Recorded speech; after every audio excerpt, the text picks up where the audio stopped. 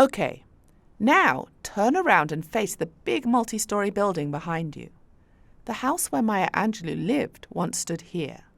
It's now the Hotel Kabuki, built in 1968, as part of an effort to create a new Japantown. But I'm getting ahead of myself. For now, just walk towards the Hotel Kabuki lobby.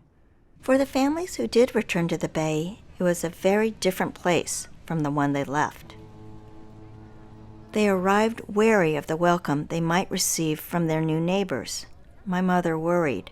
Had their new black neighbors ever seen Japanese Americans? What if they'd been reading tabloid newspapers? Did they believe the anti-Japanese propaganda that was everywhere?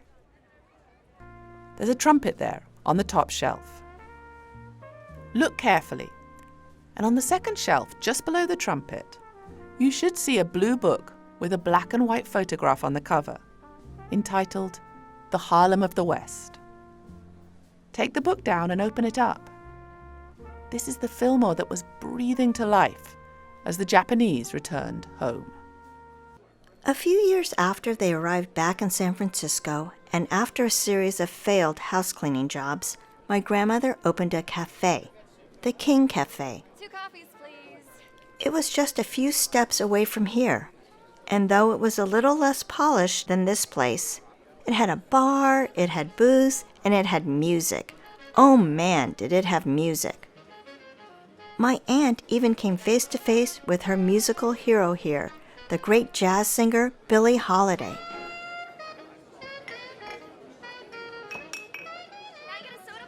The Japantown rebuilt after the war was different from the pre-1942 version.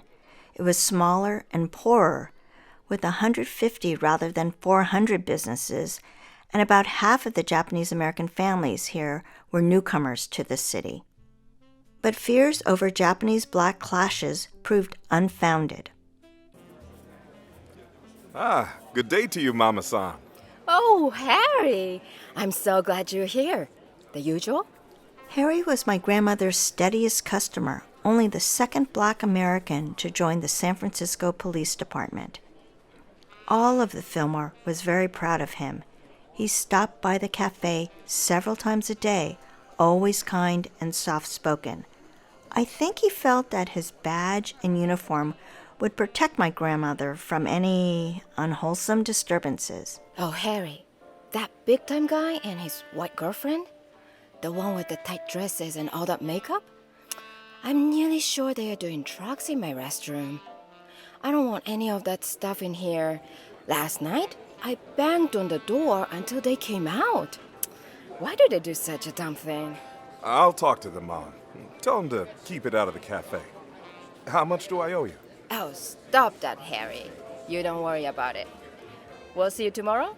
Say hi to Gladys for me. When my grandmother opened King Cafe in 1948, she had no idea it would become something of a melting pot. Maybe it was her charisma that drew people in, or the fact that they were serving sabazushi alongside sandwiches and fries.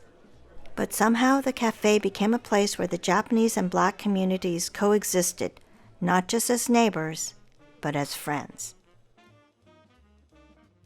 It seemed fears about the new neighbors had proven misplaced. Besides, the teenagers like Daisy, they loved the buzz of the new neighborhood.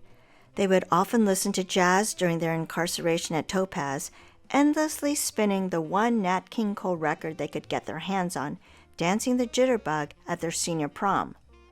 They were plenty ready for a little rebellion.